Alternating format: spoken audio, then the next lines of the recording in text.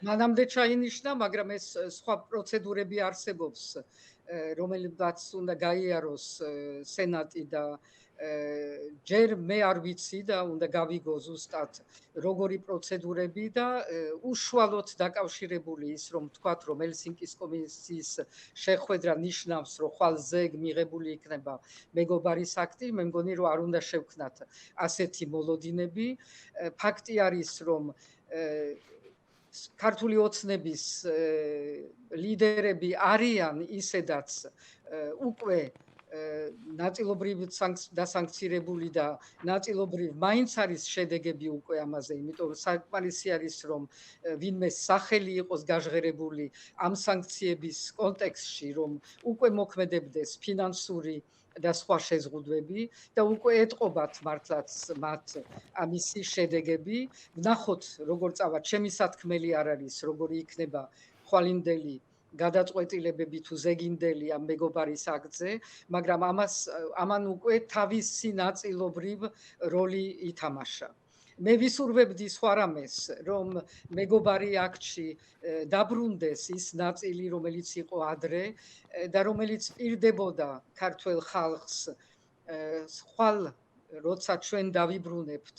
ჩვენ მართლობას, ჩვენ რეალურ მიმართულებას ქვეყნის საგარეო პოლიტიკის და შინაური პოლიტიკის, რომ ძალიან სწრაფად აღდგეს ამერიკასთან ის, რაც დაგვაკარგინა ქართულ ოცნებამ, ეს არის სტრატეგიული პარტნიორობა, ეს არის ყველა ის პროგრამები, რითაც ძალიან ბევრი გაკეთდა ქვეყნის განვითარებისთვის და რაც მთავარია ჩვენი თავდაცვის ძალებისთვის და ჩვენ ეს ყველაფერი არ უნდა დავკარგოთ და მე ვისურვებდი რომ უფრო ნათლად ეს ნაწილიც ყოფილიყო და დარჩენილიყო მეგობარი აქტში, მაგრამ ამას მივხედავთ ხვალაც. კი ბატონო, მე აი წეგან გითხარით რომ ოცნებას განსაკუთრებული რეაქციები აქვს ამ თემაზე, მე გულისხმობ ამ შემთხვევაში იგივე მეგობარ აქტს და მაგალითად თქვენს მიწვევაზე ჰელსინკის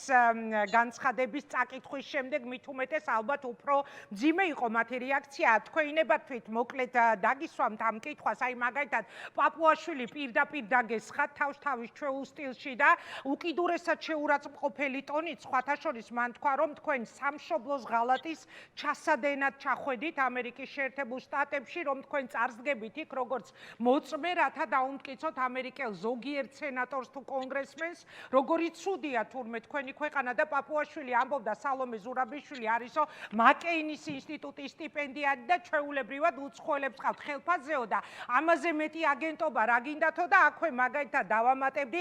დედაქალაქის მერმაც კალაძემაც იგივე რიტორიკით შემოგიტიათ, წავიკითხავ რა თქვა სალომე ზურაბიშვილი არის ისეთივე აგენტი როგორც სხვა რადიკალები, გვარამია და სხვები არაფრით განსხვავდებიან ერთმანეთსგან, შეიძლება სახელი და გვარი და ერთი ქალი იყოს და მეორე კაცი შეიძლება მხოლოდ ამითი განსხვავდებოდნენ. მოკლედ ღალატისთვისო რა ღალატისთვის ჩავიდა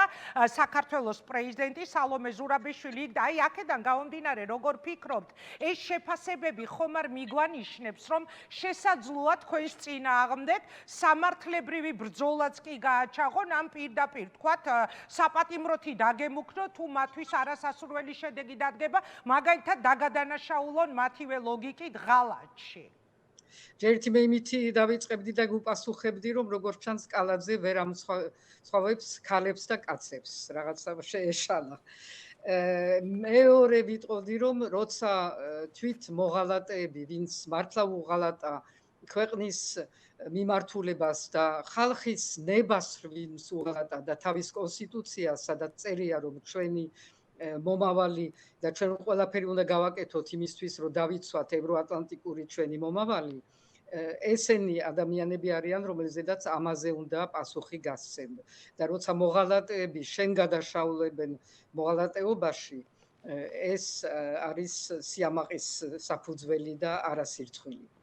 ქაბატონო სალომე, არის შანსი, რომ ოცნება მიაღწიოს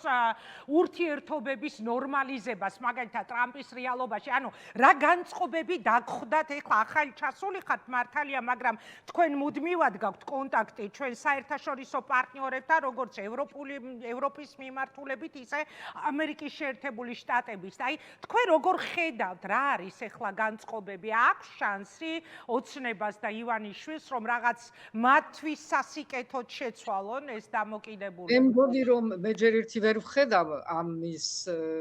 რეალურ შესაძლებლობას, იმიტომ რომ არ არის რეალური ინტერესი მათ მიმართ აქედან არ იგრძნობა ყოველ შემთხვევაში, მაგრამ რაც მთავარია, მე იმას ვიტყოდი, რომ რეალურად ამათ არა აქვთ სურვილი ამ ურთიერთობების დალაგების, არც ამერიკასთან და არც ევროკავშირთან. იმიტომ რომ ნდობოდათ ესა ძალიან დიდი ხანია, ეხლა უკვე დრო იწურება, მაგრამ ძალიან დიდი ხანი არის, რაც ჰქონდათ ძალიან ბევრი საშუალება, რომ ეჩვენებინათ კონკრეტულად ჟესტებით, ნაბიჯებით,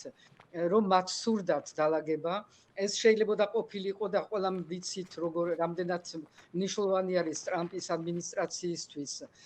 ეკონომიკური მიმართულებები და ამ ხრივაც შეიძლება მაგალითად ნიშნების გაგზავნა ანაკლია სპორტის შესახებ და ასე შემდეგ. ანუ ეს მაგალითისთვის. არაფერი არ გაკეთდა სერიოზული და ეხლა ყაველაშვილის წერილების ფონზე რომ არანაირი ახალი გადაწყვეტილება ან ახალი ინტერესი არ გაჩნდება, ეს ფაქტია. მაგრამ ჩვენ უფრო სერიოზულად იმას უნდა უყურებდეთ და ეს უნდა იყოს ჩვენი რეალურად ყურადღების ცენტრში, რომ ესენი უკვე ყველაფერს აკეთებენ იმისთვის, რომ გამართლება მოიპოვონ თავიანთ იზოლაციის პოლიტიკისთვის. ეს არის აწყობთ ეს იზოლაცია აწყობთ სხვა ახსნა უბრალოდ არ შეიძლება ამას მოუწოდოთ. ფიქრობენ, რომ უხსნის ხელებს კიდევ უფრო იმისთვის, რომ როგორც უნდა ისე მოიქცენ, ის რამოდენიმე ათეული ადამიანი, რომელიც დღეს არის საქართველოს სათავეში ერთის უკან და ამიტომ ეს მცდელობები არის მხოლოდ იმისთვის, რომ ოცნების ვიღაც ბოლო ჯგუფი, რომელიც მათ უჭერთ მხარს, ისინი დაარწმუნონ იმაში, რომ ყველა ჩვენ გვებრძვის